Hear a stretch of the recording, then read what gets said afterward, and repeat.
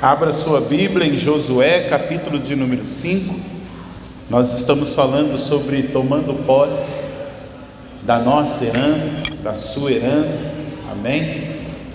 Antes de lermos o texto, nós estamos sem transmissão, queridos, porque deu problema no computador, e eu sei que é sem querer ser muito místico, né? A gente, às vezes, como ministério, é taxado de místico demais. A gente vê capeta onde não tem. Eu não sei de onde tiraram isso. Por quê? O Raisso levou nosso computador para estar na garantia, levou para o técnico. E o técnico olhou e falou: cara, quem cuida do computador está de parabéns, está limpinho, está zerado. O cara ficou impressionado, porque já tem um ano que foi adquirido esse computador. Só que o técnico falou uma coisa para o Raisso. Ele falou assim: eu não consigo entender o que aconteceu com o computador de vocês. Eu mexo com isso e não tem explicação. Aí o Raisso me contou isso aí, eu comecei a rir. Eu falei: meu Deus, mas até o computador nosso corrompe como os de ninguém corrompe. Então, irmãos, é uma luta. Você acha que não? Mas estarmos de pé como ministério é uma luta. O diabo vem roer até o nosso computador. Eu acho que ele roeu o HD. Só pode ser um culto desse, porque o técnico disse que não tem explicação por que aconteceu com o nosso computador. Graças a Deus está na garantia, então todas as peças que precisam vão ser trocadas, mas o estrago foi grande para um computador que a gente só usa basicamente de final de semana. E agora vai voltar os Yalicasts aí, às quartas-feiras. Então a gente quase que não usa. Então era para durar ainda muito mais. Mas em menos de um ano, o diabo conseguiu roer o HD do nosso computador, a placa de vídeo, e dar uma bagunçada. Mas também, por outro lado, eu entendo que Deus está nos chamando a sair do comodismo das nossas casas. Por isso eu chamei e falei para o pessoal, falei: gente, vem para o culto, porque não vai ter transmissão, então pega a benção ao vivo. Mas vamos lá, vamos ler Josué capítulo de número 5. Eu quero ser rápido e jogar um turbilhão de coisas que o Senhor falou comigo nesses dias. Josué capítulo de número 5, eu quero ler com você os versos de 1 a 12. Diz assim, Josué 5, de 1 a 12: todos os reis amorreus que habitavam a oeste do Jordão e todos os reis cananeus que viviam ao longo do litoral souberam como o Senhor tinha secado o Jordão diante dos israelitas até que tivéssemos atravessado. Por isso desanimaram-se e perderam a coragem de enfrentar os israelitas. Naquela ocasião o Senhor disse a Josué: faça facas de pedra e circuncide os israelitas. De novo, Josué fez facas de pedra e circuncidou os israelitas em Gibeate Aralote. Ele fez isso porque todos os homens aptos para a guerra morreram no deserto depois de terem saído do Egito. Todos os que saíram haviam sido circuncidados, mas todos os que nasceram no deserto, no caminho, depois da saída do Egito, não passaram pela circuncisão.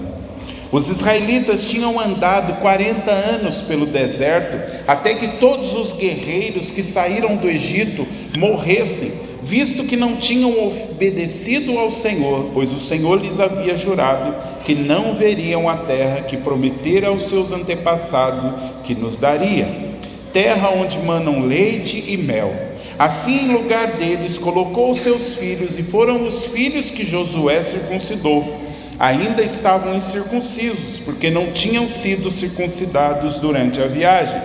E depois que a nação inteira foi circuncidada, eles ficaram onde estavam no acampamento até se recuperarem. Então o Senhor disse a Josué: hoje removi de vocês a humilhação sofrida no Egito. Por isso, até hoje, o lugar se chama Gilgal. Na tarde do 14º dia do mês, Enquanto estavam acampados em Gilgal, na planície de Jericó, os israelitas celebraram a Páscoa, ou celebraram a Pessa. No dia seguinte ao da Páscoa, neste mesmo dia, eles comeram pães sem fermento e grãos de trigo tostados, produtos daquela terra. Verso de número 12. Um dia depois de comerem do produto da terra, o maná cessou, já não havia maná para os israelitas, e naquele mesmo ano eles comeram do fruto da terra de Canaã. Aleluia! Irmãos, nesses dias Deus está nos direcionando a estudarmos o livro de Josué e entendermos que eu e você temos uma herança em Cristo e que nós precisamos possuir essa herança. Olha para a pessoa que está do seu lado e diga para ela assim: você tem. Fala com vontade, que quem vai comer pastel daqui a pouco, fala assim: você tem uma herança em Cristo Jesus. Amém? Todos nós temos uma herança em Cristo Jesus. Isso é o que simboliza a história de Josué. É a história do tomar posse, do conquistar aquilo que Deus nos prometeu.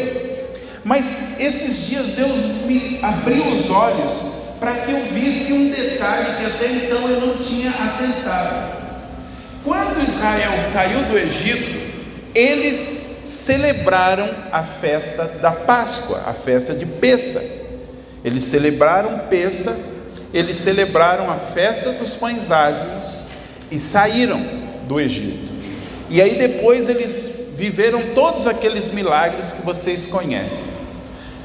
Quando Josué está para entrar na terra prometida, para viver a experiência de possuir a terra, novamente Israel celebra Páscoa e os pães ázimos. E aí eu fiquei pensando, por que tinha que ser exatamente no período da festa de Páscoa? Tem algo a nos ensinar. E aí eu entendi, queridos, que a Páscoa de Êxodo, ela vai falar para nós da nossa salvação. A gente atrela muito a Jesus nos salvando. Assim como tirou Israel do Egito, assim também nós somos tirados do mundo e encontramos com o Cordeiro da Páscoa. Como João disse, o ano que vem, em nome do Senhor Jesus, nós vamos fazer o jantar de Pêssego, o jantar de Páscoa. E vai ter Cordeiro para você comer. Então nós vamos fazer como os israelitas fizeram naquela noite e como a igreja fez e está recuperando nesses últimos dias, esse jantar de Pêssego. Então esse jantar de Pêssego em Êxodo, para nós simboliza o quê? Quando eu e você saímos do mundo, encontramos com Jesus e Jesus nos salvou. Se você foi salvo por Jesus, você pode dar glória a Deus? Glória a Deus! Mas queridos, Deus disse que essa festa deveria ser celebrada perpetuamente. Não ia ser só aquele evento. Todos os anos Israel teria que celebrar. Passam-se 40 anos. Josué está com uma nova geração. Toda aquela velha geração que saiu do Egito tinha morrido, exceto Josué e Caleb. Filhos nasceram no meio, crianças que estavam nesses 40 anos cresceram, e agora Josué tem uma multidão de uma nova geração. Eles passam o rio Jordão, estão diante de Jericó, a conquista vai começar, e novamente eles celebram Pêssego, novamente é na mesma época. E aí eu entendi, o Espírito Santo ministrou meu coração, que a Pêssego de Josué já quer nos ensinar outra coisa, que nós somos salvos para um propósito. E eu acho que é aqui que a igreja no geral está tropeçando. Porque no geral, quando a igreja celebra a Pêssego, A igreja celebra e fica girando em torno da nossa salvação. E os crentes, a maioria, acham que foram salvos simplesmente por serem salvos. Mas você e eu fomos salvos para um propósito. E que propósito é esse? Entrarmos na herança que Cristo Jesus conquistou para nós lá na cruz. Eu e você não fomos salvos simplesmente por sermos salvos, porque se fosse isso, era você aceitar Jesus, ter um infarto e morrer e ir embora. Então por que eu e você ficamos? Por que eu e você encontramos a salvação e continuamos uma caminhada nessa vida? Diga assim: porque Deus tem um propósito para a minha vida. Deus tem uma herança para mim e para você. Amém? Então essa segunda peça vai falar do quê? Dessa herança que Deus tem para nós, da minha salvação para um propósito. Israel foi salvo para poder herdar uma terra, conquistar uma terra. E não só isso, Israel foi salvo para demonstrar para as nações que Deus é o verdadeiro Deus. Esse era o propósito. Tanto é que quando Josué passa o Rio Jordão, o capítulo 5 vai dizer, logo no comecinho, que tanto os amorreus e os cananeus, que eram inimigos que estavam na terra, ficaram com medo, porque eles viram o que Deus havia feito na vida de Israel. E eles falaram: cara, o Deus deles é um Deus acima de todos os deuses, porque o Deus deles abriu o Mar Vermelho e agora abriu o Rio Jordão para eles passarem a seco, e aqueles fortes guerreiros temeram. Então, queridos, qual é o propósito meu e seu? Qual é o propósito da igreja? O propósito da igreja é entrar na herança que Deus nos tem dado em Cristo, para que isso seja um reflexo e todas as nações possam olhar e falar: peraí, o Deus deles é o verdadeiro Deus. Vocês estão aqui?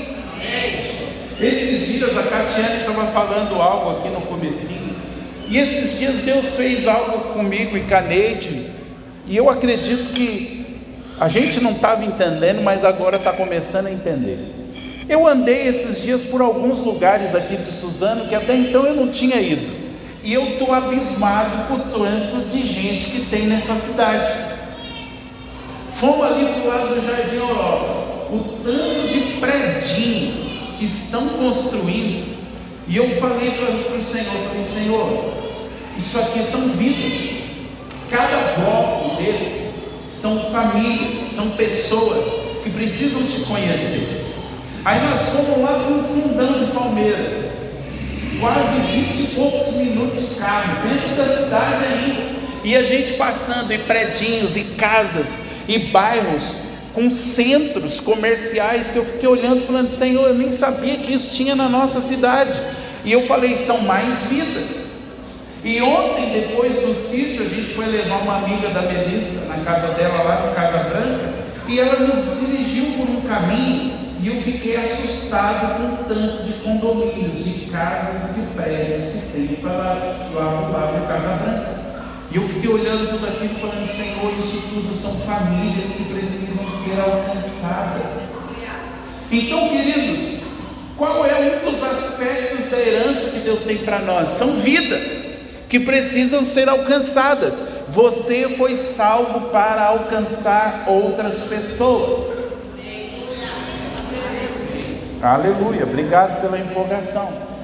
Mas até você morrer, sair dessa terra, você vai entender que você foi salvo para ser um instrumento de salvação para outras pessoas. Essa cidade precisa que o Evangelho se expanda. Essa cidade precisa que a igreja cresça. E quando eu digo igreja, não é o Libertador, é a igreja no geral. Mas eu sei, queridos, que existem pessoas que estão lá, famílias que estão lá, que ainda não receberam o Evangelho, casamentos que estão de repente quase acabando, filhos que estão nas drogas, famílias que estão sem esperança, homens que estão no álcool, nos vícios, que estão dentro desses lugares, cujo destino deles está atrelado a essa casa. Você conseguiu entender o que eu falei? Tem gente lá que ainda não foi salva, mas que quando for salva, vai congregar aqui comigo e com você. Só que elas estão lá, esperando você chegar. Elas estão esperando você cruzar o caminho delas. E talvez você já cruzou. Só que como você estava pensando que a salvação era só para você, você ficou quieto. Mas Deus está querendo que você abra a sua boca. E se você não abrir a boca, de repente você fala: mas eu não sei pregar, eu não sei falar de Jesus.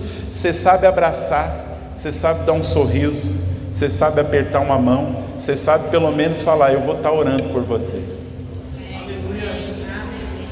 Você sabe pelo menos pegar o nome dessa pessoa e falar: ó, eu vou levar lá para a igreja, para que aquele povo esteja orando por você. E de alguma forma elas serem tocadas pelo poder de Deus. Amém? Mas Josué 5 também mostra algo interessante. Mostra o que? Circuncisão. O que era a circuncisão? Era uma cirurgia feita em cada homem da nação.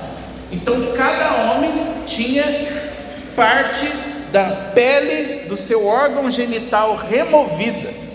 Era uma cirurgia, como um pastor uma vez disse, uma cirurgia de fimose em todos os homens da nação.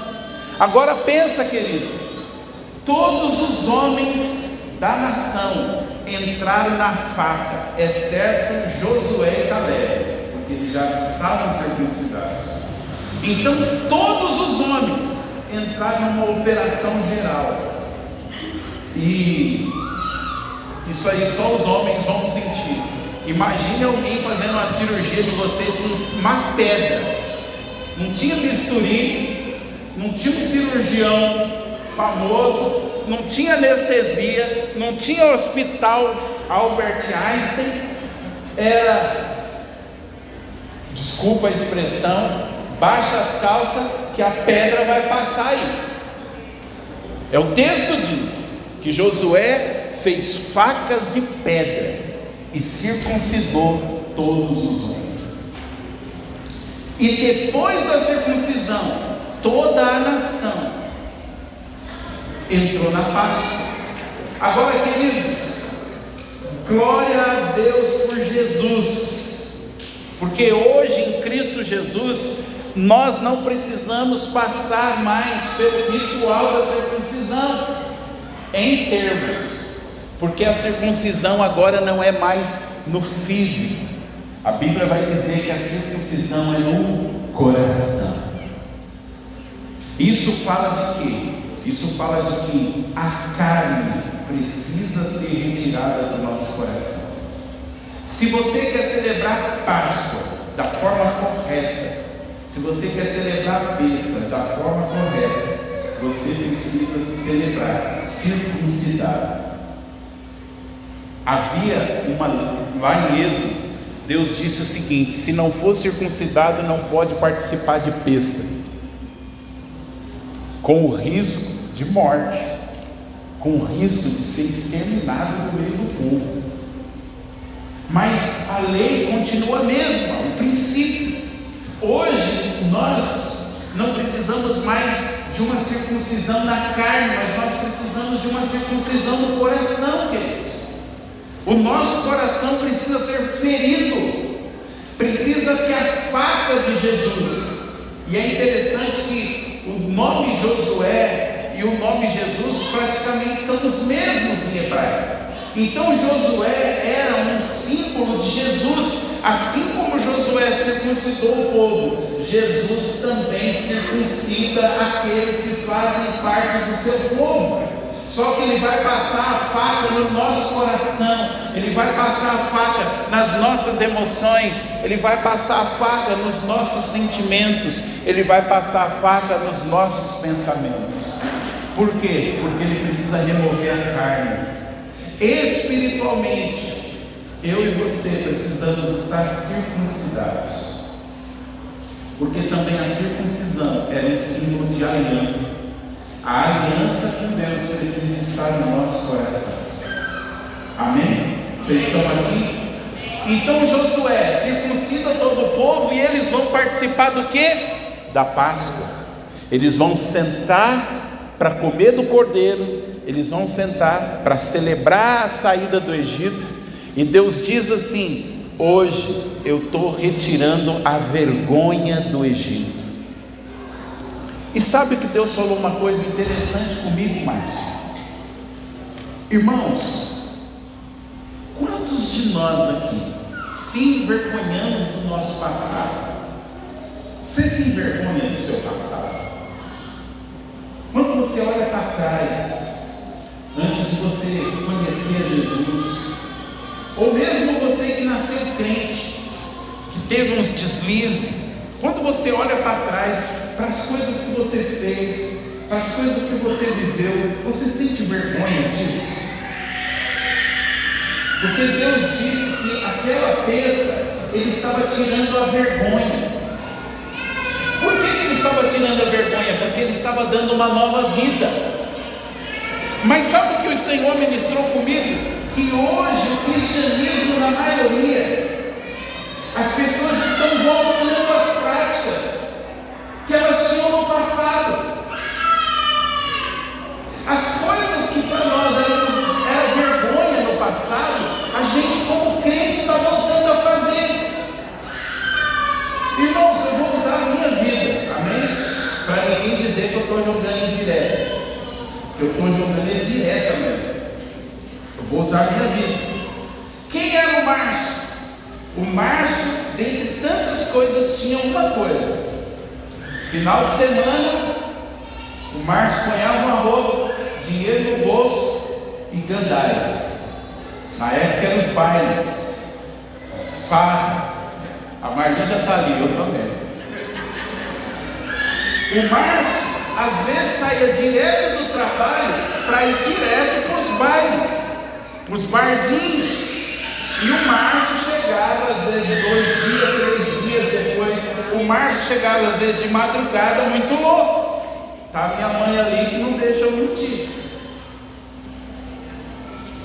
Agora imagina, um dia você entra no Facebook e está o Márcio, o apóstolo Márcio, e a apostila grande, no barzinho, com a foto do uísque. E aí você fica sabendo que o apóstolo Márcio chegou muito louco em casa. Ué, se Cristo me salvou dessa vida, por que agora eu vou voltar para essa vida? Mas é o que está acontecendo com muitos crentes. Porque hoje a teologia que está se pregando é o quê? Nós estamos na época da graça. Não, aquilo, a época da lei passou, agora é a graça. Em Jesus você está salvo, você pode. Querido, se Jesus nos salvou da vergonha do mundo, para que depois de salvo nós voltássemos para o mundo, então tem alguma coisa errada. Se aquilo que eu carrego como vergonha, agora eu vou carregar novamente na minha vida, tem alguma coisa errada.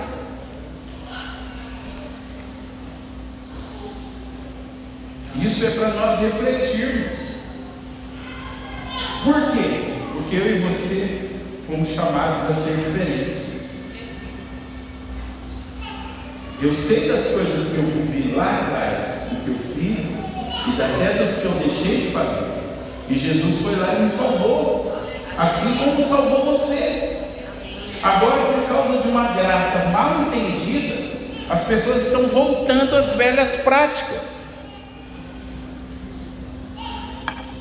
Outro dia eu passei na frente de uma adega aqui em Suzano, eu fiquei com vontade de entrar.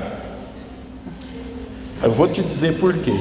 Eu fiquei com vontade de entrar e pedir uma oportunidade e perguntar quantos crentes estão lá dentro. Porque às vezes a gente pensa assim: poxa, alguém podia entrar aí para evangelizar. E aí eu fico pensando: mas será que todo mundo que está lá dentro é não crente?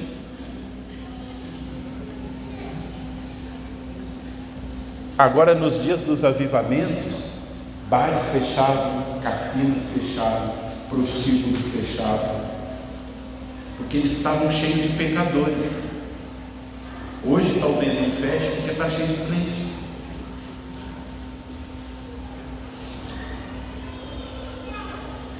E aí talvez você fale: ai Márcio, mas tudo tem, eu fui lá só ouvir uma musiquinha, não pega nada. Será que não pega nada?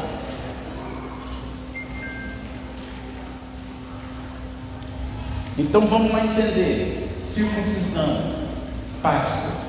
Mas tem uma outra festa que a grande parte da igreja não toca no assunto, e que faz parte de Páscoa, e na verdade é a maior parte da festa da Páscoa, que é a festa dos pães asmos. Por quê? Porque na tarde daquele dia, do 14º dia, que era o dia da comemoração de Pêssar, começava a festa dos pães asmos, que durava 7 dias. Páscoa era um dia, jantar de Pêssar um dia, mas tinha 7 dias que se comemorava os pães asmos. E o que se fazia nos pães asmos? Vamos abrir a Bíblia. Êxodo capítulo de número 3. Eita, a hora voou. Êxodo capítulo de número 13. Eu falei 3, mas é 13. Êxodo 13, versos 6 e 7.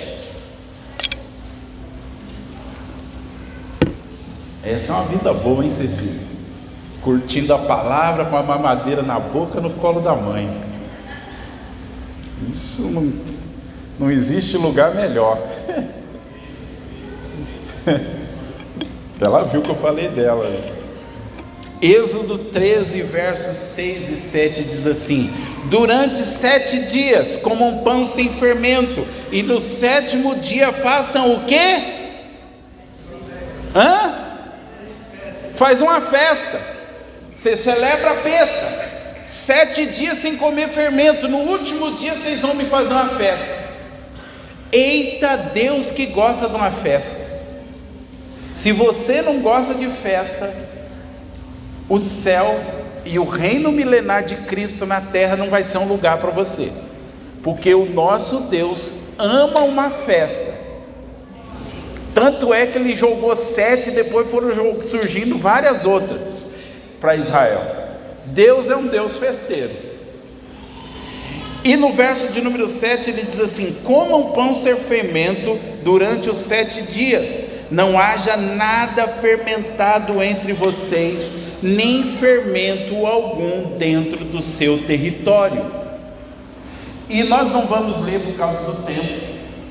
Você leia a lei dos pães sem fermento, que Deus vai dizer assim: se for achado fermento na casa de alguém, o tal vai ser extirpado do meio do povo. Eu estava lendo isso, caramba, essa semana, e eu falei: mas Deus, que negócio rígido. De repente o cara, a mulher lá, deixou lá um punhadinho de fermento, vai morrer por causa do punhado de fermento. Já pensou você ser extirpado porque tem um pãozinho francês lá, que você não jogou fora? Não parece ser duro? Mas irmãos, o Antigo Testamento, na Velha Aliança, ela jogava luz para coisas da Nova Aliança. E é isso que a gente não consegue entender. Então vamos lá, a festa de Pêssar, de Páscoa, celebrada na íntegra, ela tem que ter esses 7 dias, em que o fermento é tirado. E isso era um símbolo. Símbolo do quê? O fermento na Bíblia é símbolo do pecado, daquilo que contamina. Agora vamos lá para 1 Coríntios, capítulo de número 5. 1 Coríntios, capítulo de número 5.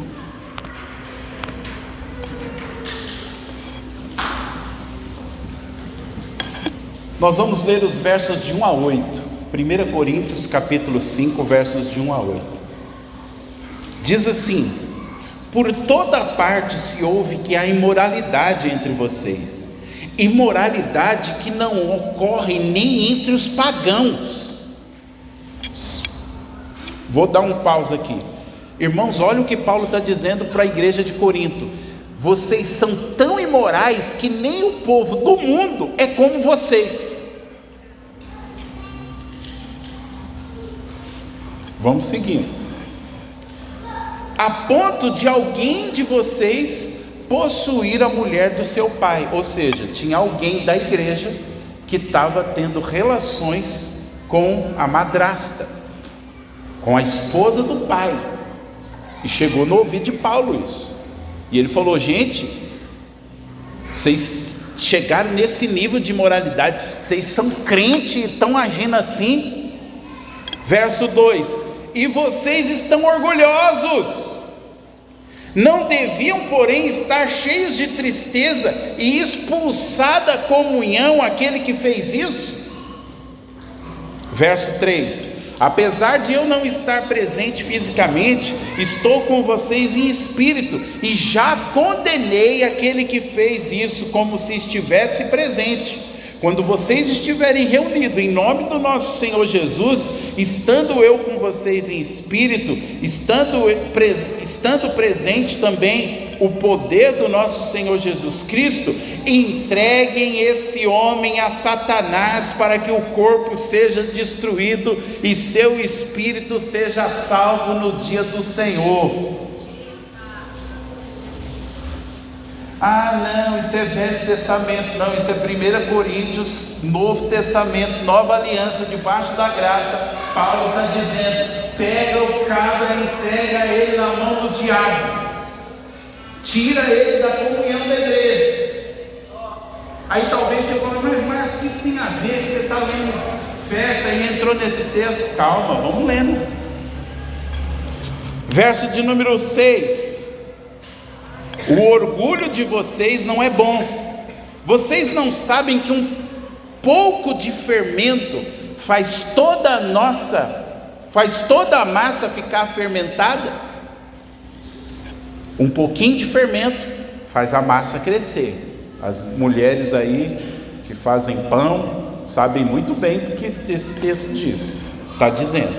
Verso 7: livrem-se do fermento velho, para que sejam massa nova, sem fermento, como realmente são. Paulo está dizendo: olha, vocês são crentes, Deus, Jesus, tirou o fermento de vocês, vocês são massa nova. Em outras palavras, vocês não devem viver mais como quem era massa fermentada. Por quê? Porque quando Jesus morreu na cruz, quando ele derramou o seu sangue, quando você entregou a sua vida para ele, você foi feito uma massa sem fermento, uma massa sem pecado, uma massa sem carne. Ele passou a faca no seu coração, portanto viva assim. É isso que Paulo está dizendo. Mas vamos seguir. Como realmente, verso 7, da metade para o fim, como realmente são, pois Cristo, nosso Cordeiro Pascal, foi sacrificado. Por isso,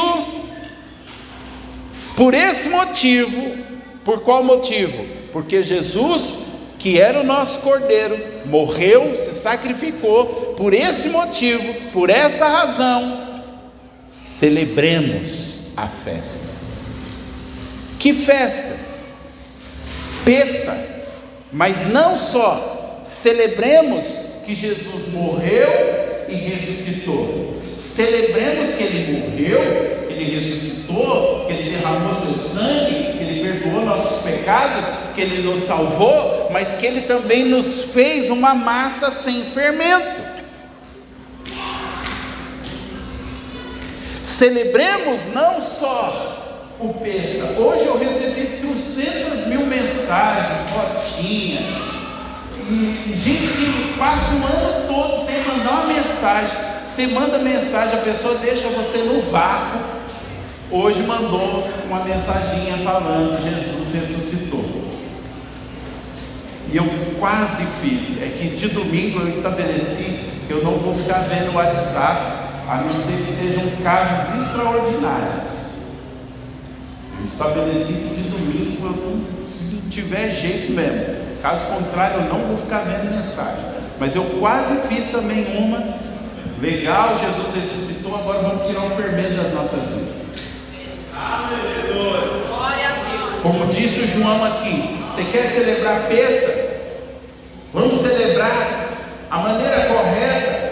Você quer mesmo exaltar Jesus em Pêssego? Então vamos viver uma vida sem fermento, como ele retirou o fermento. Paulo diz, então vamos celebrar, celebremos pois a festa. Aí ele vai dizer, verso 8, por isso celebremos a festa. Diga para o seu irmão assim, celebra a festa. Aí ele fala para ele assim, agora nós vamos ver como. Ele vai dizer assim, ó, não com o fermento velho. Ou seja,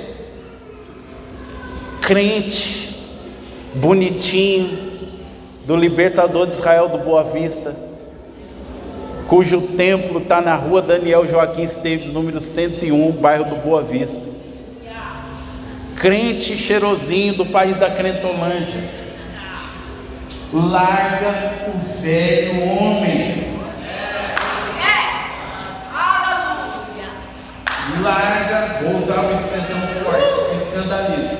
Larga essa praga desse velho homem que a Bíblia diz que Jesus já matou isso aí, crucificou com ele lá na cruz. Aí tanto que Paulo vai dizer assim, você roubava, para de roubar, vai trabalhar.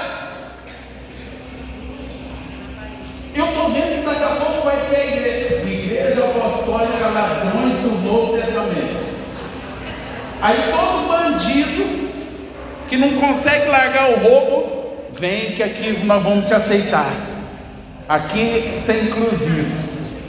Aqui nós aceitamos ladrão. Aqui, você não consegue roubar, não, mas é assim mesmo. Jesus te ama, vem. Mas a Bíblia fala aqui do velho homem. Vamos celebrar sem o velho fermento. O que é o velho fermento? Era aquela tranqueira que você era antes de Cristo. Larga essa peça lá no quindonga. Quer mais? Eu vou amaciar bastante, porque daqui a pouco você vai comer pastel. Nem com o fermento da maldade. Ei, você é daqueles que comenta da vida dos outros com maldade? Você é fofoqueiro? Você é daqueles que gosta de ver o que os outros estão fazendo no Facebook para depois ficar comentando? Você carrega. Porque a gente fala de maldade, a gente acha que maldade é só o cara igual aconteceu. O motoqueiro, acho que recebeu uma fechada, parou lá o motoqueiro e o motoqueiro desceu, começou a discutir com o motorista abriu a porta, sacou o revólver, deu um tiro, o cara caiu, ele foi lá e descarregou o revólver no carro, e entrou no carro e foi embora, em plena luz do dia. E eu fiquei olhando aquela cena, passando no jornal, falei, velho, aonde a humana vai passar, parado? A gente acha, aí você fala assim, não, mas eu não faço, viu? Misericórdia fazer uma coisa dessa, irmão, nós faz pior. Quando eu e você abrimos a nossa boca para falar mal do nosso irmão para o outro, você está matando o seu irmão. Isso é maldade. E Paulo está dizendo aqui, vamos celebrar a Pêssego sem esse fermento da maldade.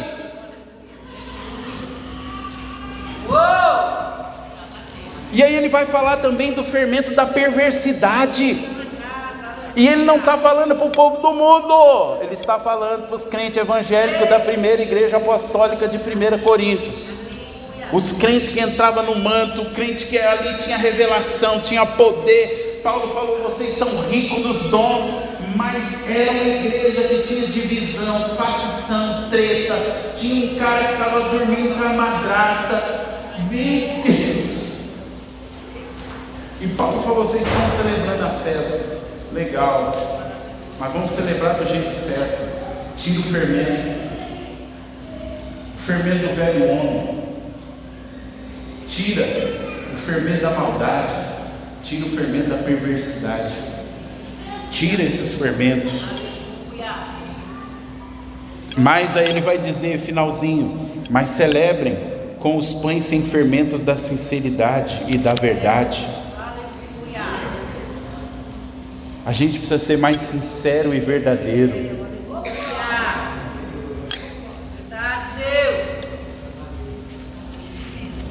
Agora, sabe o que é interessante, irmãos?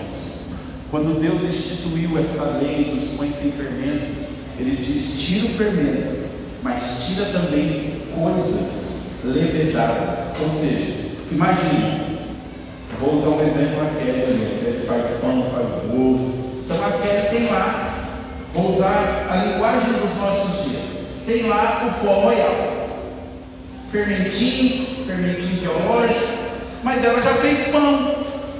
Deus está dizendo, tira o fermento, mas tira também o pão. O que Deus queria ensinar? O que Deus queria ensinar, e Ele quer nos ensinar nesses dias, e Deus me pegou muito essa semana em cima disso, é que a gente precisa tirar o fermento das nossas vidas, mas precisa também tirar muita coisa que já foi fermentada.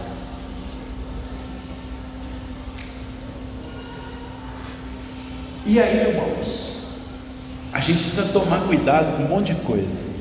O que eu entendo quando Deus fala desses pães sem fermentos? Deus está preocupado com o que nós nos alimentamos. E o que Ele está dizendo é, o que você se alimenta interfere em quem você é. Então vamos lá, vamos tentar entender isso. Eu sei que você não passa por isso, mas os clientes lá da outra igreja, acontece o quê? Ele vai tomar, o irmão vai tomar café na casa dele, e aí começa a falar mal do fulano.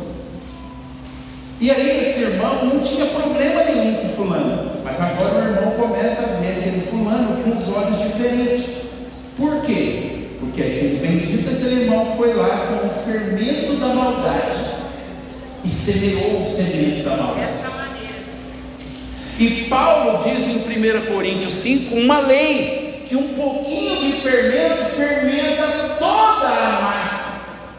Ou seja, Paulo estava dizendo assim, se vocês deixarem esse imoral permanecer aí, daqui a pouco vai ter um monte de outros que vão também estar querendo ter relações sexuais ilícitas.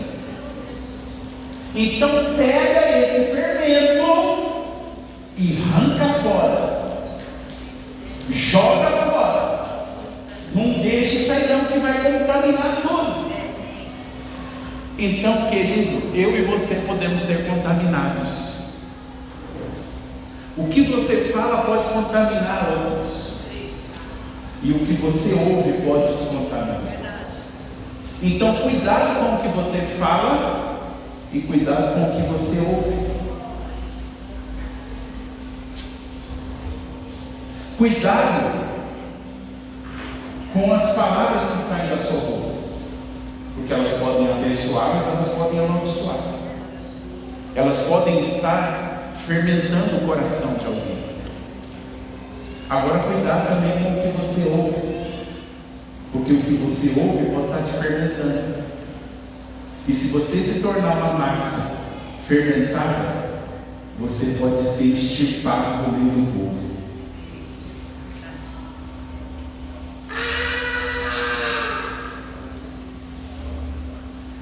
É isso que a festa dos pães asmos nos ensina, quer nos ensinar. Se eu fui salvo e agora eu me tornei uma massa sem fermento, eu não posso permitir que alguém venha jogar fermento na minha massa.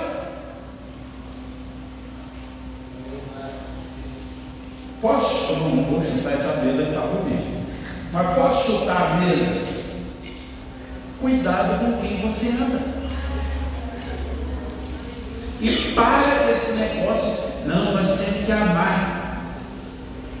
Esse versículo, depois, é que a hora voou, mas leia o capítulo no finalzinho. Paulo vai dizer assim: não andem com certos tipos de pessoas. E ele vai dizer assim: não os que estão no mundo, mas com supostos irmãos, que são ladrões, beberrões, idólatras, avarentos. Ele diz assim: nem senta para comer com tal pessoa. Está na Bíblia. Na época da graça. Por que Paulo está dizendo isso? Ah, não, mas Paulo estava na carne, Paulo estava tribulado, Paulo ainda estava como um dia um irmão me disse, não, Paulo ainda estava na religiosidade. Irmão, Paulo sabia do princípio, porque ele era judeu, criado desde pequenininho, correndo atrás da ficomã. Um cara que cresceu aprendendo esse negócio dos pães ázimos. Em outras palavras, ele está dizendo: não senta para comer, por quê? Porque mais hora ou menos hora você vai estar contaminado com o fermento dessa peça. Você já parou para pensar, casais? Pega você quando você conheceu o seu esposo ou a sua esposa. Pega lá. No comecinho, era tão diferente, mas se você pegar hoje, depois de anos, são tão parecidos, na maneira de gesticular, na maneira de falar. Às vezes quando você vê um, parece que você está vendo o outro falando. Você já viu isso? Porque a convivência faz essas duas massas se misturarem, e às vezes coisas boas e às vezes coisas ruins. Alguém já disse na palavra de Deus que como que é aquele versículo? As más companhias corrompem os bons costumes. Quer que eu seja meio paulino? Tem certos tipos de gente que Paulo diria para mim e para você o seguinte: nem receba na tua casa. Por quê? Porque ele traz um fermento que vai acabar te corrompendo. E cuidado, porque fermentado é extirpado. E aí o que o Senhor ministrou comigo? Que muitos de nós não estamos vivendo a nossa herança, porque para entrar na herança precisa ser pão sem fermento. Muitos de nós não estamos entrando na nossa herança por causa da nossa língua maligna. Deus não pode dar herança para massas fermentadas. Agora, queridos, é muito gostoso você ver todo o mundo. Não, é Páscoa, Jesus ressuscitou, e chocolate, e coelho, e não sei quem, e ele vive. Tá, ele vive, legal, a gente sabe disso, beleza, mas e aí?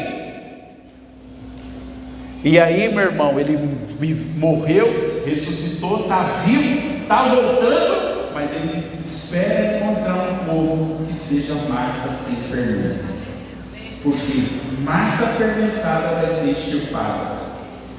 Cara, eu estava pensando num negócio. Boa parte do mundo celebra a Pêssego, mas boa parte do mundo não é circuncidada, não recebeu o novo nascimento no coração. E a Bíblia diz que incircuncisos não podem participar, não tem parte com o cordeiro. Só que também, depois que recebeu o cordeiro, tem que ser massa sem fermento, porque se tiver fermento, é extirpado. E é interessante que Deus fala: não come e tira o fermento da sua casa, porque tem coisas na nossa casa que são fermentos. E nessa geração você não ouve muito isso. A gente não ouve, irmãos, mais palavras chamando a santidade. O que é santidade? É simples, é viver sem fermento, é viver uma vida separada. Agora eu sou uma massa sem fermento. Jesus morreu na cruz e arrancou o fermento. Eu pergunto aqui para a Bárbara, pergunto para a Kelly, qualquer uma mulher que mexe com massa, é possível, depois da massa estar fermentada, é possível tirar o fermento dessa massa? É impossível. Mas Jesus fez aquilo que é impossível. Tirou o fermento da minha e da sua vida. E Ele nos chama a viver uma vida sem fermento. Por que nós insistimos ainda em viver uma vida fermentada? Tira o fermento da maldade, tira o fermento do orgulho, tira o fermento da avareza, tira o fermento da fofoca, tira esse fermento velho, larga a praga dessa velha vida e vive a nova vida. É isso que essa festa nos chama a fazer. Porque se nós deixarmos o fermento, ele vai crescer. Irmão, não tem jeito. Uma pessoa magoada, ferida, vira uma praga. Outro dia eu falei para mim, não se ofenda, não é palavra de machismo não. Mas eu falei para ela, os homens têm uma coisa boa. Porque o homem, quando ele está tribulado, está chateado, está magoado, o homem tem a tendência a se fechar, calar.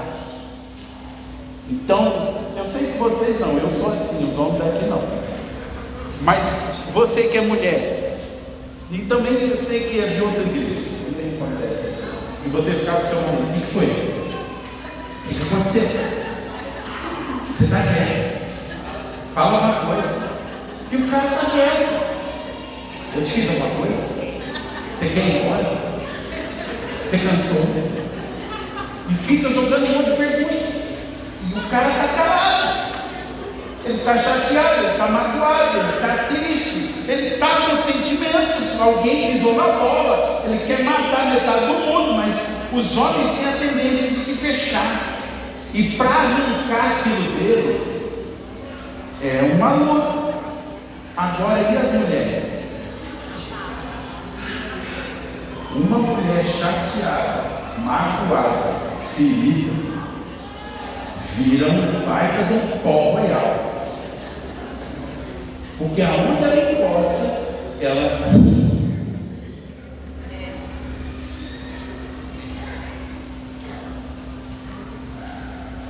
Ai, ai.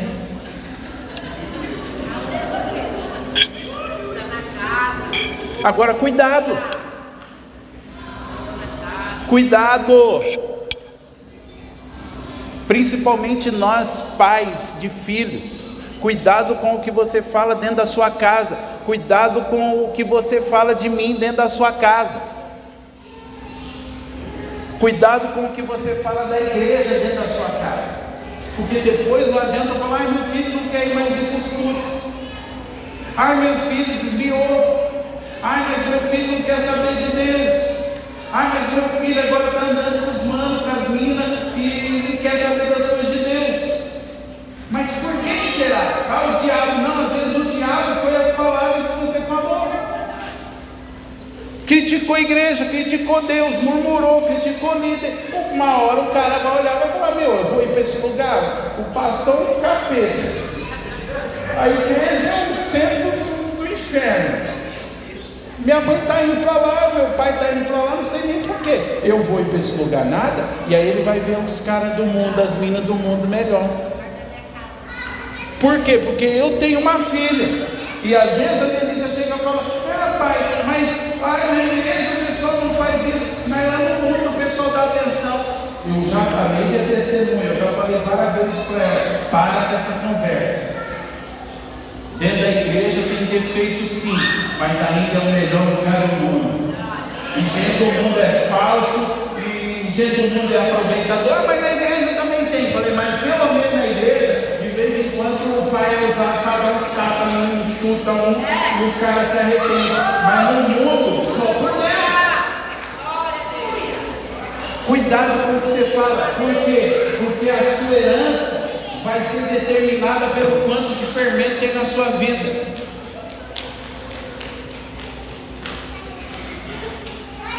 Alguém dá um aleluia.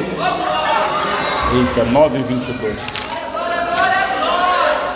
Obrigado, Simone. Irmãos, nós precisamos fazer uma revolução no meio do país da Crentolândia. Nós precisamos revolucionar o país da Crentolândia.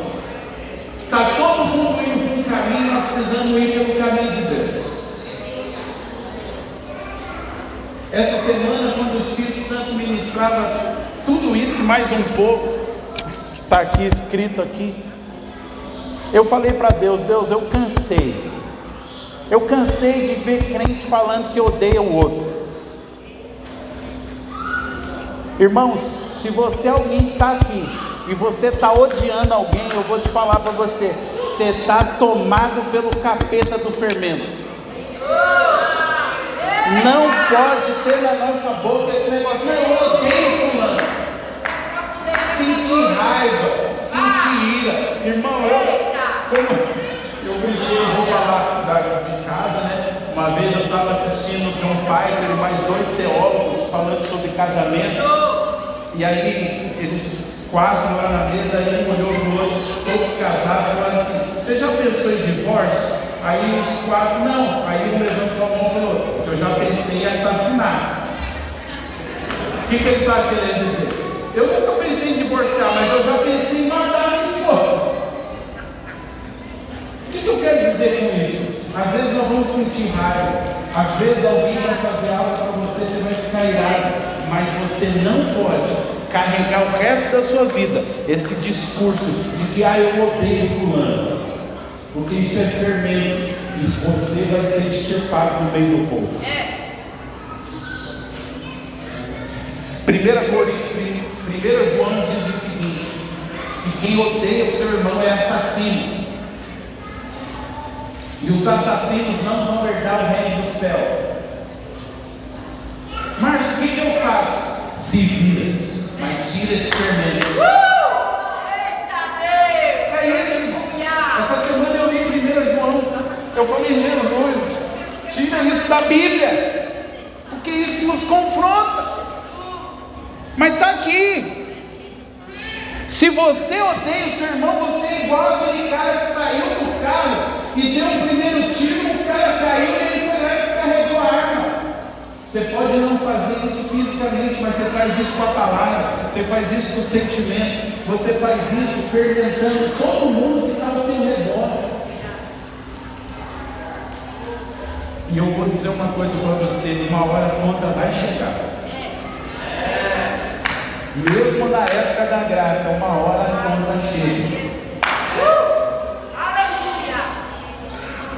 O que nós vamos fazer essa semana? Não está dentro do cronograma correto, mas eu quero desafiar você. A partir da meia-noite de hoje, nós vamos fazer um jejum de fermento até domingo que vem, 7 dias. Só que eu falei que estava conversando com o João hoje pelo WhatsApp, para não ficar aquele negócio assim: mas esse fermento, porque eu estava assistindo uma live de um rabino explicando, e aí tinha ele perguntando: mas posso tomar Yakult? E Yakult fermenta? E ele ficou meia hora explicando Yakult, iogurte. Aí teve algum lá que colocou assim: mas pode tomar uma cervejinha?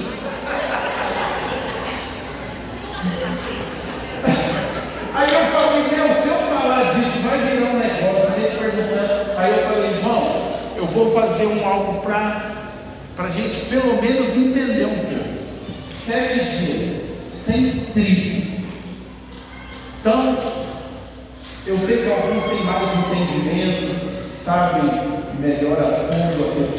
as coisas fermentadas, alguns já estão fazendo, glória a Deus. Mas para a gente não ficar, eu posso tomar uma cervejinha? Se você me perguntar um bagulho desse, cuidado para não tomar uma babela, porque eu estou virado. Eu posso tomar Yakult? Então, para ter isso, é jejum de trigo. Tudo que envolver trigo, você vai tirar da sua vida essa semana. Mas eu vou ter que ficar lendo o rótulo das coisas. Querido, vamos entender o que Deus quer falar. Então vamos lá. Você pegou o pãozinho, olhou, poxa, o pãozinho é trigo, não vou comer. O que Deus quer falar com você? E qual vai ser a ênfase desses 7 dias? Não é que você, não posso comer pão, meu Deus, que vontade. Não é isso. É para você olhar para dentro de si e ver os fermentos que estão corroendo a sua alma e o seu espírito. Então, durante a semana, o que eu quero, e se Deus permitir, todo dia da semana, a gente vai mandar uma listinha de fermentos para você, que precisam ser tirados. Então, 1 Coríntios 5 fala do fermento orgulho. Você é orgulhoso, você é soberbo, você é arrogante, tira esse fermento da sua vida. Então você vai passar a semana, quando você olhar e falar, meu Deus, quando o cheirinho, você passa na frente da padaria e vem aquele cheirinho do pão, quentinho, e aí você vê um pãozinho nadando vindo na sua direção assim. Porque você vai ver, se você não gosta de pãozinho, durante esses 7 dias você vai sentir uma vontade de comer pãozinho, e não vai sentir. Então você vai olhar isso e vai falar assim, peraí, eu sou alguém orgulhoso, eu preciso tirar o orgulho da minha vida. Eu sou alguém, eu sou maldoso, eu gosto de falar mal mesmo dos outros, eu vou na casa do irmão, eu fermento até. Você vai olhar para você. Estão aqui? Não é para falar, Senhor, fala com meu marido, fala com meu amigo. Não é isso, é você olhar para você. Senhor, eu tenho soberbo. Senhor, a idolatria no meu coração. Eu sou avarento, Senhor. Eu tenho fermento da avareza. Eu dou tchau assim. Quando eu vou ofertar, quando eu puxo a onça do meu bolso, as listras da onça ficam tudo dentro do meu bolso. Se eu puxo uma garopa, as escamas ficam tudo dentro do meu bolso. De tanta dó que eu dou. Você vai assumir isso. E durante esses 7 dias você vai pedir para Deus revelar os fermentos. Vocês estão aqui? Você vai pedir para Deus revelar os fermentos que estão dentro do seu espírito, dentro da sua alma. O fermento da imoralidade, o fermento da perversidade. Eu falei para o João, vamos preparar uma lista poderosa de ingredientes que vão ser tirados das nossas vidas. E todo dia você vai receber pelo WhatsApp. Eu vou ver se a gente grava uns videozinhos, põe lá no nosso canal do YouTube. Mas nós vamos celebrar essa festa arrancando todo o fermento do nosso meio. E você vai orar também e falar, Senhor, o que está na minha casa que é fermento? O que está na minha casa que tem que ser tirado? O que não deveria estar aqui, que está contaminando todo o meu lar, minha casa, e que está me impedindo de ver a bênção do Senhor? Porque Deus quer nos abençoar, irmãos, mas Deus não vai abençoar um povo cheio de fermento. Para entrar na terra, Israel teve que tirar todo o fermento. E para você viver coisas maiores em Cristo, você vai ter que tirar, você vai ter que ter uma vida tirando os fermentos. E não só tirando, impedindo que o fermento entre. Vou terminar dizendo para você o seguinte: essa lei dos pães ázimos mostra que na vida cristã a gente precisa experimentar uma palavrinha que infelizmente hoje a cristandade não tem dado ouvidos ou não quer essa palavra, que chama restrição. Irmãos, Paulo disse assim: eu posso tudo, mas nem tudo me convém. Nós precisamos voltar a viver aquele cristianismo de ouvir o não de Deus, de ouvir Deus falando: de você eu não quero isso, tira isso. Aleluia. Ah, mas Deus e o outro? Não, é você. Aleluia. Glória a Eu Deus. nasci numa geração, irmãos, que parece que era terrível. Aleluia. Às vezes Jesus pediu uma coisa para mim, eu falava: Deus e o outro? Eu falava: olha para você. Jesus, por que o outro pode viver assim? E por que eu não? Olha para você. Qual foi a última vez que você ouviu Jesus falando: olha, isso aí está errado? Hoje, essa graça que estão ensinando, está ensinando que não há restrições. Só que não é isso. A graça é o poder de Deus liberado para nós conseguirmos obedecer quando Deus fala não. Senhor, eu queria andar de camiseta regata. Deus fala para você: não. Ah, mas se é pecado? Não, pai, porque eu não quero que você ande. E aí você fica: meu Deus, eu queria tanto a camiseta regata, Senhor, meu Deus. E aí a graça vem e te dá poder para você obedecer. Eu estou usando a camiseta regata, mas isso aí você pode usar, irmãos, para várias áreas da sua vida. Vai ter coisas que Deus vai pedir para você que Ele não vai pedir para outro. Vai ter coisas que Deus vai restringir em você que não vai restringir para outro. E não é porque é pecado, é porque Ele quer ver o nível de obediência que tem na sua vida. Mas tem coisa que é pecado, está na palavra. E a gente precisa voltar a ler a Bíblia e ver que é pecado na palavra, é pecado, não mudou. E que se a gente deixar entrar, é fermento. E o fermento vai nos tirar do reino. O fermento vai nos tirar da bênção. O fermento vai nos tirar de viver uma vida mais poderosa em Deus.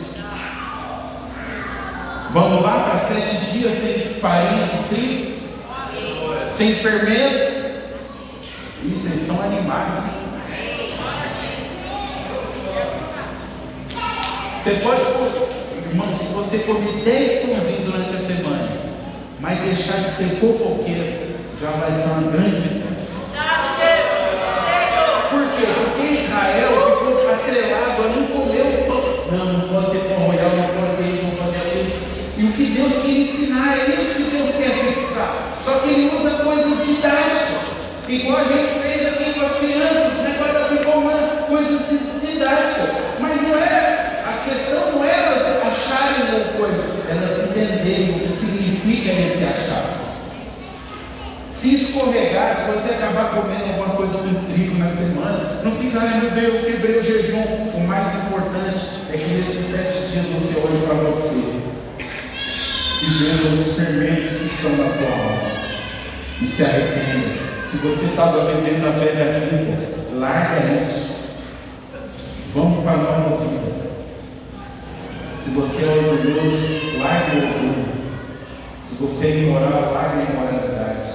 Se você é soberbo, larga a soberba. Se você é maldizente, fofoqueiro, murmurador, larga isso. Durante a semana eu vou postar nos grupos uma pregação falando sobre a murmuração. Já estou avisando, porque hoje está um tal assim: está jogando indireta. Já estou avisando, não é indireta, é direta mesmo. Porque eu ouvi essa pregação e eu acho que todo crente tem que ouvir, porque a murmuração é um pecado terrível e que está nos impedindo de viver as coisas de Deus. Então durante a semana você vai ser bombardeado. Nós vamos arrancar esse fermento do nosso meio no nome de Jesus. Esse fermento velho vai sair, porque nós vamos entrar no que Deus tem para nós. E agora eu vou dar uma palavra aqui para nós tomar ceia. Já pode vir o pessoal que vai distribuir. Perdão pelo horário, mas eu tinha que descarregar todo mundo.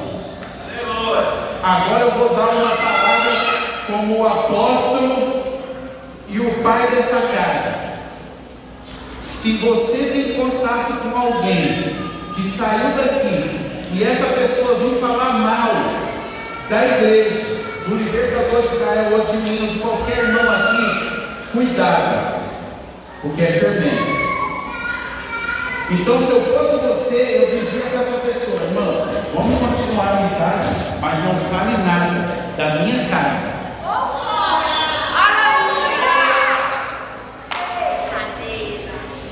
Vamos manter a amizade, mas não fale da casa que eu ainda tomo dela.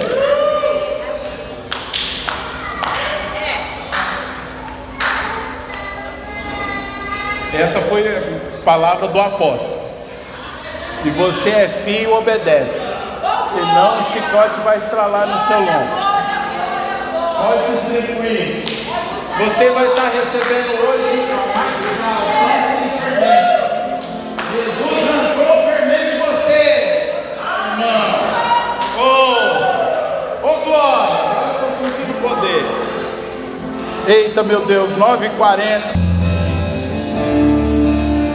Senão nós não vamos viver a plenitude que Deus tem para nós. Glória a Deus porque Jesus morreu na cruz.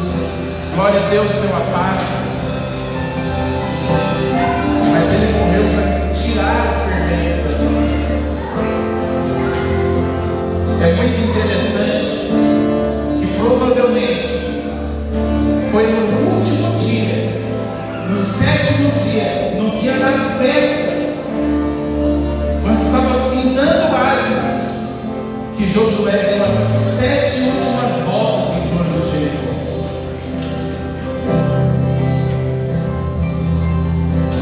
Aqueles 7 dias que eles ficaram dando uma volta, eles estavam tirando o fermento das suas vidas.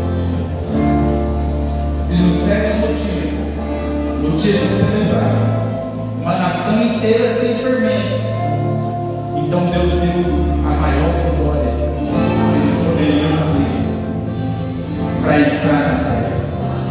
Jericó caiu. Eu quero declarar que no 7º dia, no domingo que vem, quando nós nos reunimos aqui de novo, muralhas vão cair. Se você entendeu, se você tirou o fermento, você vai ver muralhas caindo. Nós vamos celebrar e as muralhas vão cair. E você vai ver que vai haver um rompimento. Coisas que estavam travadas vão destravar. Só com um simples gesto, limpar o coração e limpar. Vocês estão comigo? Essa semana vai ser decisiva para nós. E domingo que vem vai ser uma grande celebração. E nós vamos desafiar as muralhas e nós vamos entrar naquilo que Deus tem para nós, como igreja, como indivíduos, como família. Porque eu sei em quem eu tenho crido, eu sei em quem está aqui no nosso meio. É o mesmo príncipe que se apresentou a Josué, o mesmo ele está no nosso meio. Pai, graças te damos pela maizada, pelo pão sem fermento. Graças te damos porque o teu sangue foi derramado e o Senhor nos fez massa sem fermento. E hoje nos trouxe essa palavra forte de exortação, de confronto. Porque eu sei, ó Deus, que o Senhor tem uma grande vitória para nós. Mas de fermento necessário. Senhor, que nesses dias anjos do Senhor estejam visitando as nossas vidas, nossas casas, e eles estejam trazendo a revelação dos fermentos que estão na nossa casa, que precisam sair, coisas amaldiçoadas, coisas que não são do Senhor. Senhor, traz isso. E eu oro também, Senhor, que nesses 7 dias, todas as palavras que têm sido lançadas contra nós, contra essa casa, elas estejam sendo recolhidas do mundo espiritual, todo esse fermento que tem sido lançado contra nós. E, ó Deus, nós escolhemos abençoar todos aqueles que têm nos maldecido, todos